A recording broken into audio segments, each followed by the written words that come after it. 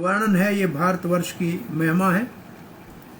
और अब आगे नदियों का वर्णन पूरा हो रहा है, तो 19वें श्लोक में आ रहा है, अस्मिनेव वर्षे पुरुष ही लब्ध जन्म भी ओहो।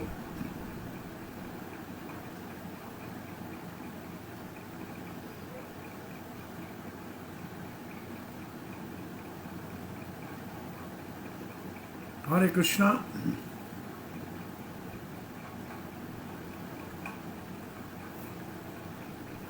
हरे कृष्णा। हरे कृष्णा। हाँ जी, तो ये उन्हें आगे वाला श्लोक पढ़ रहे हैं। अस्मिन एव वर्षे पुरुष ही लब्ध जन्म भी ही, जिस भाग्यशाली का जन्म भारतवर्ष में होता है, शुक्ल लोहित कृष्ण वर्णेन, इसका अर्थ है, शुक्ल का अर्थ है सतोगुण, लोहित का अर्थ है रजोगुण और कृष्ण का अर्थ है तमोगुण। तो तीनों गुणों के प्रभाव से उनका वर्ण आश्रम बनता है। सतोगुण का ब्राह्मण होता है और राजसिक क्षत्रिय होता है, राजसिक तामसिक वैश्य और तामसिक शूद्र होता है। स्वार्बधेन कर्मणा, तो उनको कैसे मिलता है जन्म? बोला उनके कर्मों के आधार पे। दिव्य मानुष्य नारकः गत्यो, दिव्य का मतलब कोई देवलोक में जाते हैं, कोई मनुष्य लोक में आते हैं, कोई नरक लोक में भी जाते हैं। गतयो बहवय आत्मना अनुपूर्वेन सर्वाः एव सर्वेषां विधीयन्ते यथा वर्ण विधानम अपवर्गश्चापि भवति। अपवर्ग का मतलब जब तक मुक्ति नहीं होती है तब तक ये वर्ण आश्रम का इनको सौभाग्य प्राप्त हुआ है। इस वर्ण आश्रम के अंतर्गत वो अगर रहेंगे तो भगवान को प्राप्त कर सकते हैं। तो ये विशेषता है इस क्षेत्र की, तो ये यहाँ वर्णन किया जा रहा है। और श्रील प्रभुपाद जी लिखते हैं, जो भाग्यशाली इस भारतवर्ष में जन्म लेते हैं वो तीन गुणों के अंतर्गत चार वर्णों में विभाजित है, सतोगुण, रजोगुण, तमोगुण। और इसके अंतर्गत उनमें कुछ महान है का मतलब देवलोक वाले हैं, कुछ मनुष्य हैं और कुछ जो है बहुत निकृष्ट नीचे वाले स्तर के हैं। तो भारतवर्ष में जो जन्म होता है सबका उनके कर्मों के आधार पे होता है, जो उनके कर्म है उसके आधार पे होता है। और प्रभुपाद जी तात्पर्य देते हैं, कोई भाग्यशाली किसी प्रमाणित गुरु के संग में आ जाए और गुरु उसके वर्ण के अनुसार उसको भगवान नारायण, विष्णु, गोविंद की सेवा में लगा दे, तो चारों वर्ण ब्राह्मण, क्षत्रिय, वैश्य और शूद्र या ब्रह्मचारी, गृहस्थ, वानप्रस्थ या सन्यासी, आश्रमी, वो सब सिद्धि को प्राप्त करके जन्म को सफल कर सकते हैं। भारतवर्ष में बहुत ही प्रकार के लोगों को, भारतवर्ष में रहने वालों की तीन प्रकार की गतियां होती है। इसका ये एक लिखते हैं चक्रवर्ती पाद। गतियों का मतलब भारत में जन्म ले, उनमें से कोई तो देवलोक जा सकते हैं पुण्य करके, कोई पुनः मानव लोक में आ सकते हैं और कोई नरक में जा सकते हैं। और जो सतो रजो तमोगुण के प्रभाव से यह जन्म लेते हैं उनके कर्मों के अनुसार उनके वर्णों का विभाजन होता है, और जैसे वेदों में वर्णन है वो अगर पालन करेंगे तो मुक्ति को प्राप्त करते हैं। अब इसमें तात्पर्य थोड़ा लंबा लिखा है चक्रवर्ती पाद ने। केवल ये भारतवर्ष में संभव है, और भारतवर्ष 1000 योजन वर्ग में है। विष्णु पुराण में इसके लिए लिखा है, 9 वर्ष भारतवर्ष में 9 द्वीप है। इंद्रद्वीप, कशेरुद्वीप, ताम्रवर्ण द्वीप, बभसीमान द्वीप, नगद द्वीप, सौम्य द्वीप, चंद्रव द्वीप, वारुण द्वीप, और इनके चारों ओर समुद्र है। और उत्तर से दक्षिण तक 1000 योजन है। तो ये 9000 योजन टोटल जो लंबाई है, चौड़ाई है 9000 योजन है, और हर एक विभाग 1000 योजन का होगा, और इसी किसी एक स्थान में ये लोग रहते हैं। सागर संभृत मीन्स, इसका अर्थ है सागर के तट पे है भारतवर्ष, चारों ओर पानी का समुद्र है।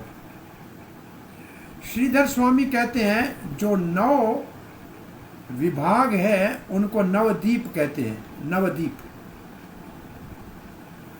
और उसने आगे यहाँ इसका वर्णन किया है। ओहो कृष्ण, क्या हो रहा है, कहाँ हाथ लगता है मेरा, ये गड़बड़ हो गया सारा। हरे कृष्ण।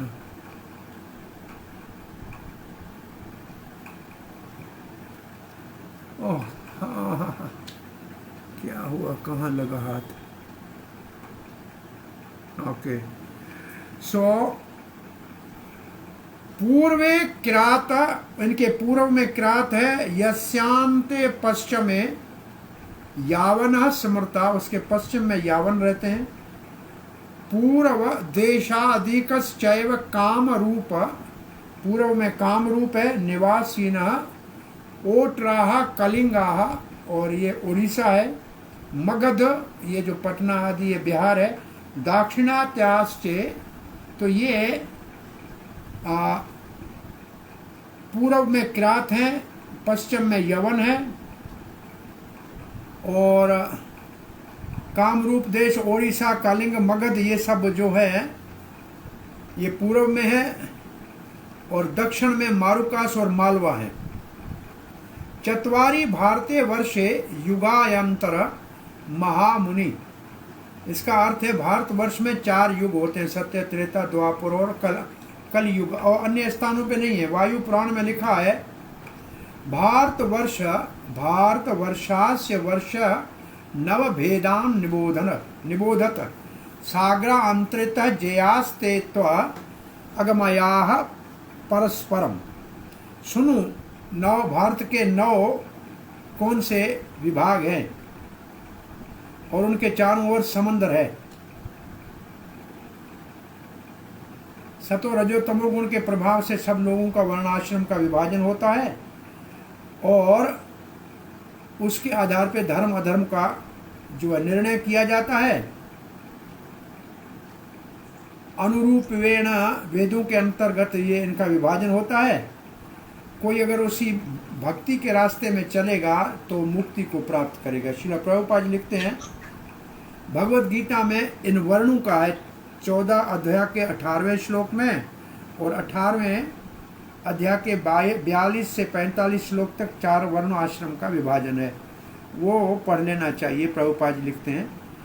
फिर प्रभुपाद लिखते हैं श्री रामानुजाचार्य, उनका अपना पुस्तक है वेदार्थ संग्रह, उसमें ये श्लोक पूरा लिखा है, लेकिन इसका कोई अर्थ नहीं लिखा है।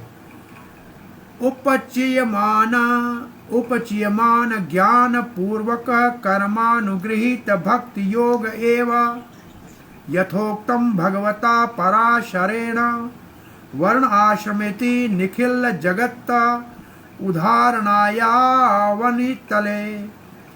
अवतीर्णम परब्रह्म भूतः पुरुषोत्तमः स्वयं एतत् उक्तवान् स्वकर्म निरत सिद्धिम यथा विन्ते तच्छृणु। भगवद गीता का श्लोक दिया है। यतः प्रवृत्ति भूतानि सर्वमिदं ततम, भगवद गीता का श्लोक है।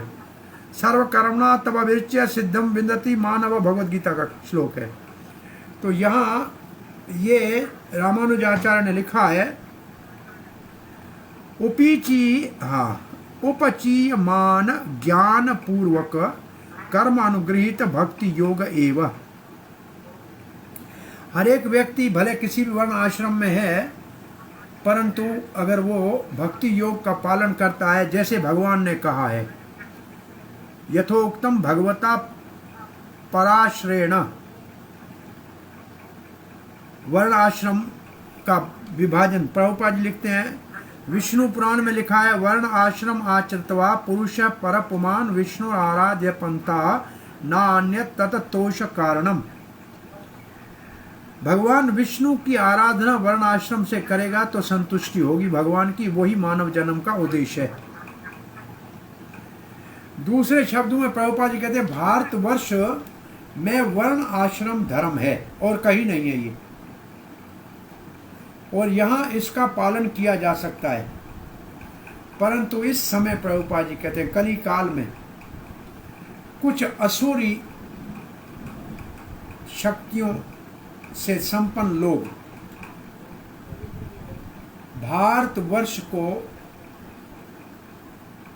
और उसके वर्ण आश्रम व्यवस्था को तहस नहस करके ध्वंस कर रहे हैं, उसका विध्वंस कर रहे हैं। और कोई ऐसा शिक्षा का केंद्र नहीं है जहां लोगों को वर्ण आश्रम की शिक्षा दी जाए। प्रभुपाद जी ने कहा था वर्ण आश्रम कॉलेज खोलो, शिक्षा दी जाए। प्रभुपाद की इच्छा थी वर्ण आश्रम कॉलेज खोलने की,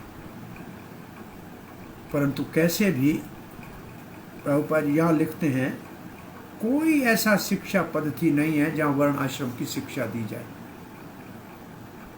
ब्राह्मण क्या काम करे, क्षत्रिय कैसे करे, वैश्य कैसे करे, शूद्र क्या करे, ब्रह्मचारी गृहस्थवान पर्सन है।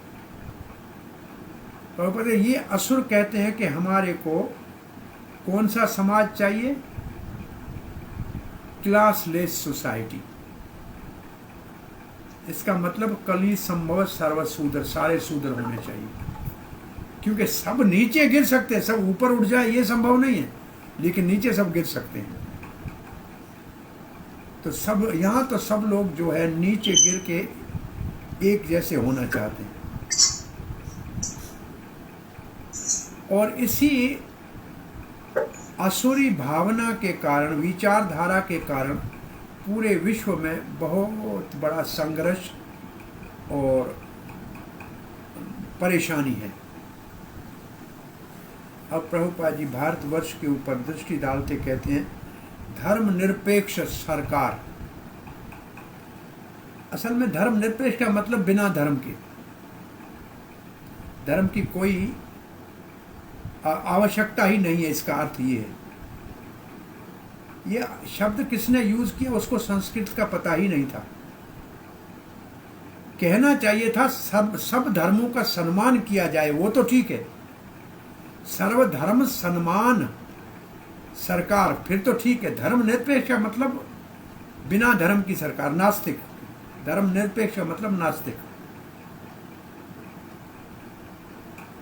और बहुत बुरा हाल है वास्तव में देखा जाए तो।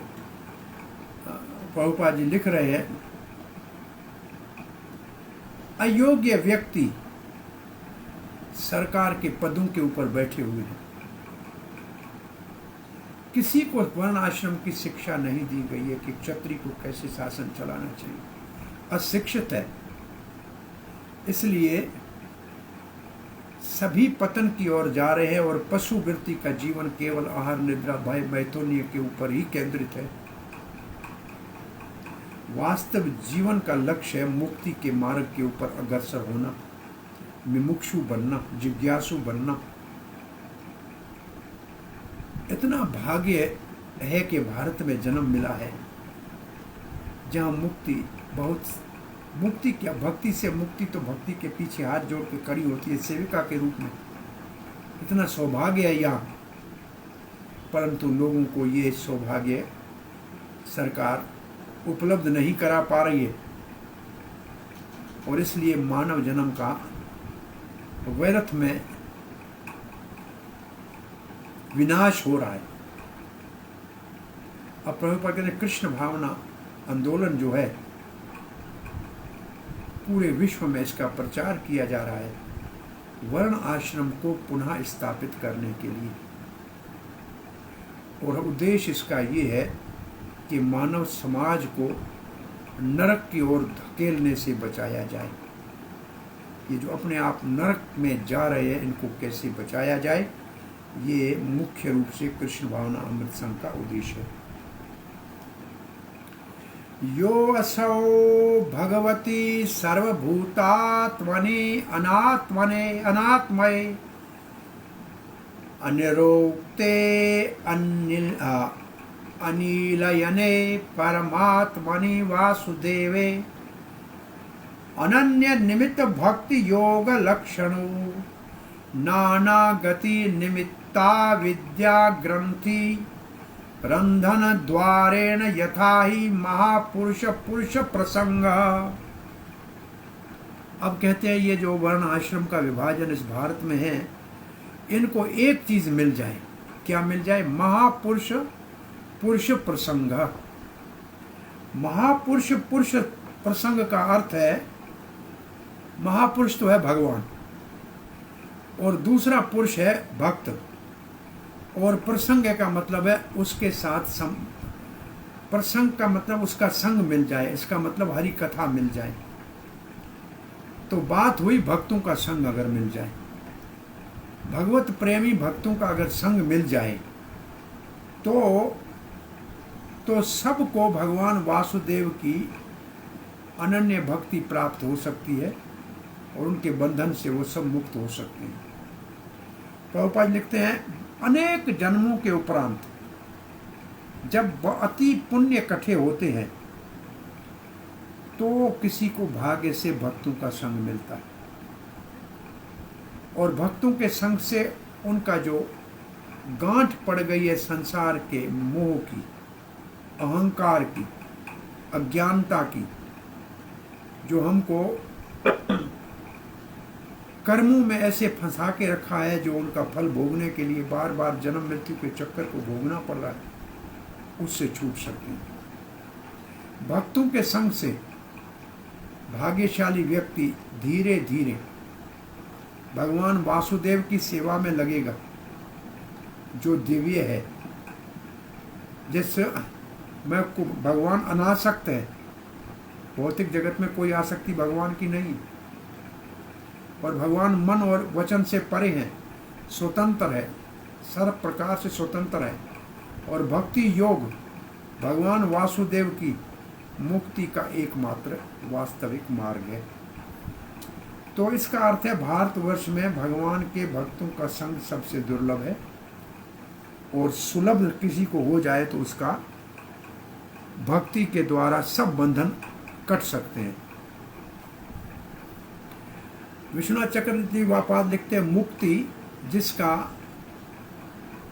सार स्वरूप है अनन्य भक्ति। और किसकी अनन्य भक्ति? सर्वगुण संपन्न भगवान, जो हमारे सब जीवों के मन को अपनी ओर आकर्षित करते हैं। और जब भगवान में मन आकर्षित होता है, भौतिक भोगों से अपने आप उठ जाता है।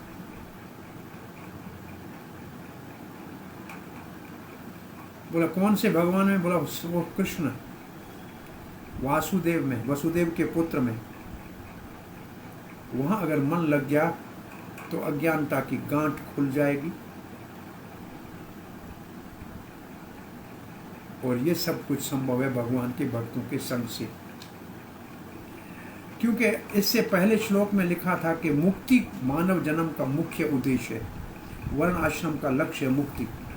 तो इस श्लोक में प्रश्न उठता है, मुक्ति का स्वरूप क्या है और कैसे प्राप्त होती है?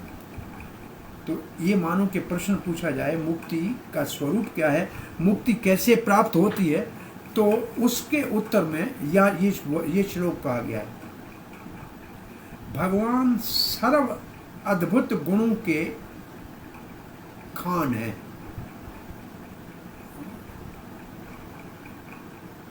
अद्भुत गुणों के खान है, और खान का मतलब है माइन, गोल्ड की जैसे माइन होती है ना, ऐसे भगवान सद्गुणों के, सारे सद्गुण भगवान में है। और भगवान बड़े मंगलकारी है, इसलिए उनको भगवान कहा जाता है। सर्वभूत आत्मनि, वो सब के मन को अपनी ओर आकर्षित करते हैं।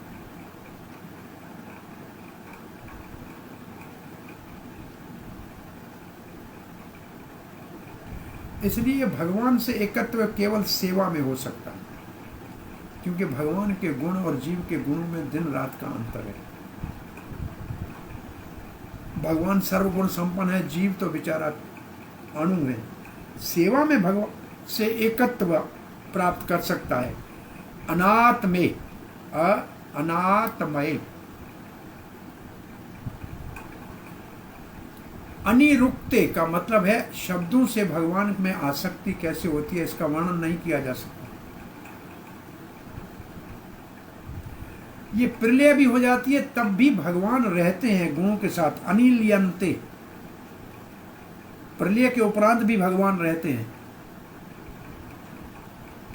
भौतिक जैसी वस्तुएं सब विनाश हो जाती है, ऐसे भगवान का विनाश नहीं होता, परंतु वो परमात्मा है और अपने सद्गुणों के कारण वो ही एकमात्र पूजनीय है। वो वासुदेव है, वसुदेव का पुत्र है। भक्ति योग के द्वारा, ऐसा भक्ति योग जिसमें कोई भौतिक कारण नहीं हो, अनन्य निमित्त, कोई और निमित्त ना हो, ये स्वरूप है अपवर्ग का। ये मुक्ति का स्वरूप है। अपवर्ग का मतलब मुक्ति का ये स्वरूप है। मुक्ति का मतलब है, अपवर्ग का मतलब है मुक्ति। ये सत्य है। बोला जिसको मुक्ति कहते हैं वो अज्ञानता का नाश है, वो तो भक्ति में अपने आप समाया हुआ है। उसके लिए अलग कोई प्रयास करने की आवश्यकता नहीं।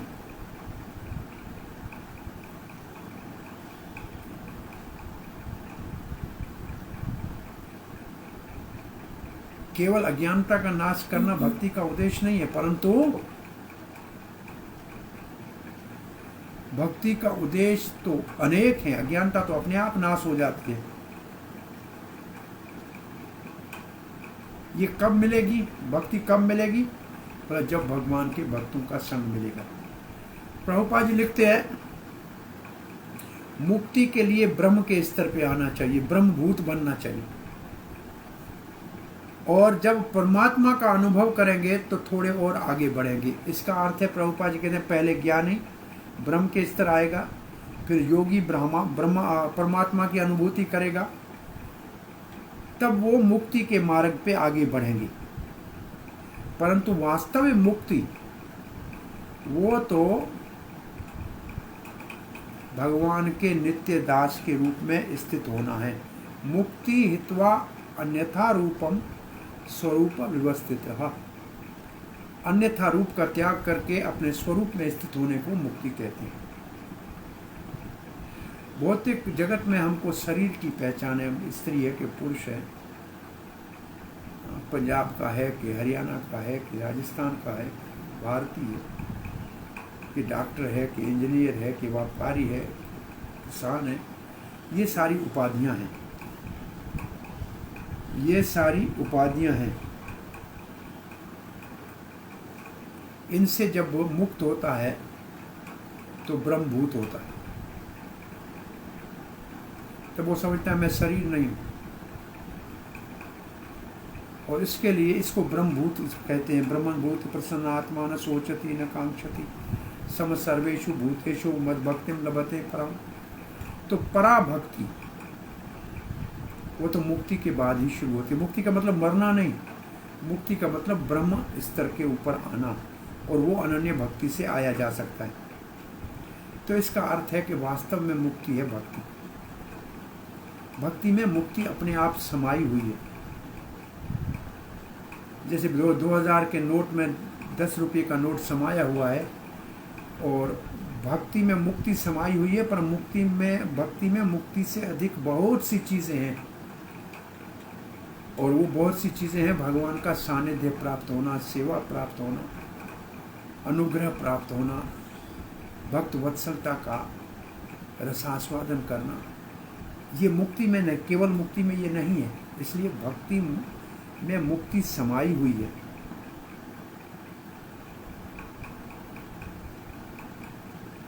जब कोई भगवान की सुंदरता में आकर्षित होता है, प्रभुपाद लिखते हैं, किसी का मन भगवान के चरणों में सदा निमग्न रहता है, मन कृष्ण पदारविंदे, जैसे अम्बरीश महाराज कहते हैं, फिर तो उसको आत्म साक्षात्कार की कोई अलग आवश्यकता नहीं, वो अपने उसमें समाया हुआ है। दूसरे शब्दों में अब कोई भौतिक इच्छाएं फिर नहीं, भौतिक कोई प्रयास भी नहीं रहेगा। तैत्तिरीय उपनिषद में लिखा है, एष हे एवानन्द्यति यदा हय एवैष एतस्सां न दृश्यः अनात्मये अनिरुक्ते अनिलीयने अभयं प्रतिष्ठां विन्दते अथ सो अभयं गतो भवति। वही शब्द जो इस श्लोक में ऊपर है, वही शब्द जिसे उपनिषद के है। जीव जब अपने आध्यात्मिक स्थिति में आता है तो आनंदमय जीवन का आरंभ होता है और उस अनंत सुख की अनुभूति करता है। आध्यात्मिक आत्म साक्षात्कार के स्तर पे वो आनंद का मुख्य सिद्धांत है। और जब वो भगवान की अनन्य भक्ति में लगता है और उस भगवान की भक्ति से में लगता है जिससे ऊपर और कोई नहीं है। एतदेवी देवा गायन्ति। अब हम यहाँ से कल पढ़ेंगे भारतवर्ष में जन्म लेने वालों की महिमा स्वर्ग में रहने वाले देवता कैसे गाते हैं।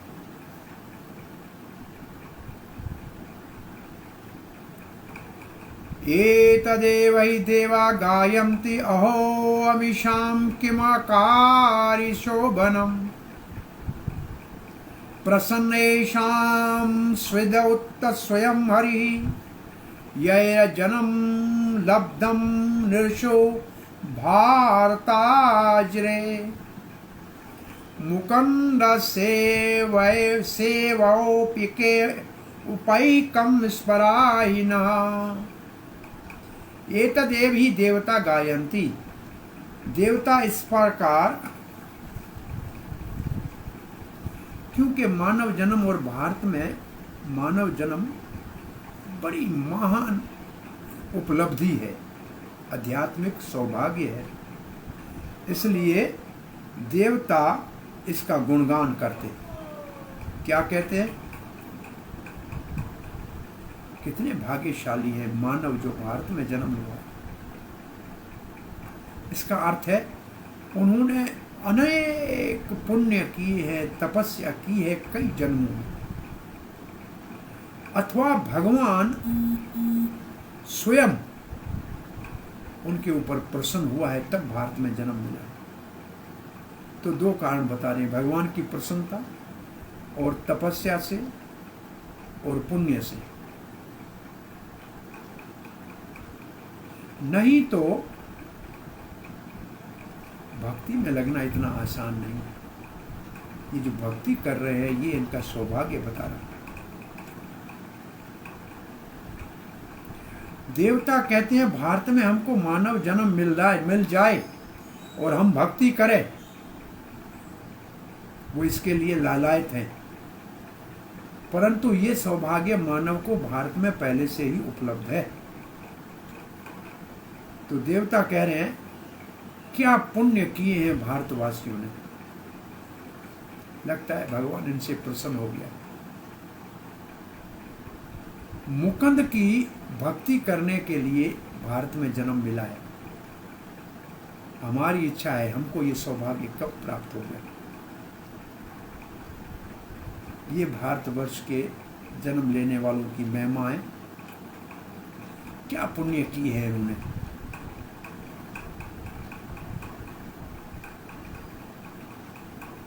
लगता है अगर कुछ भी नहीं किया है तो भगवान प्रसन्न हुए हैं इनके ऊपर, इनको भारत में जन्म मिला है।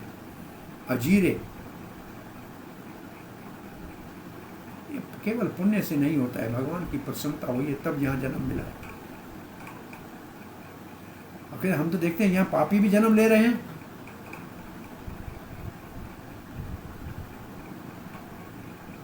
तो यहाँ जन्म लेना भगवान मुकुंद की सेवा करने के लिए शुभ अवसर है।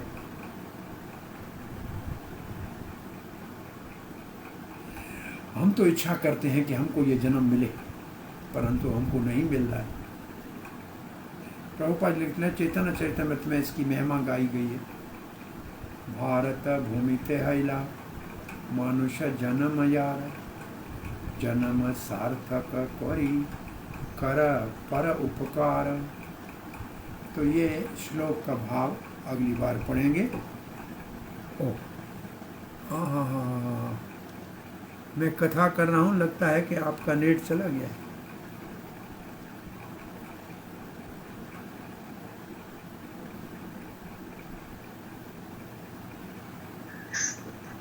हरे कृष्णा।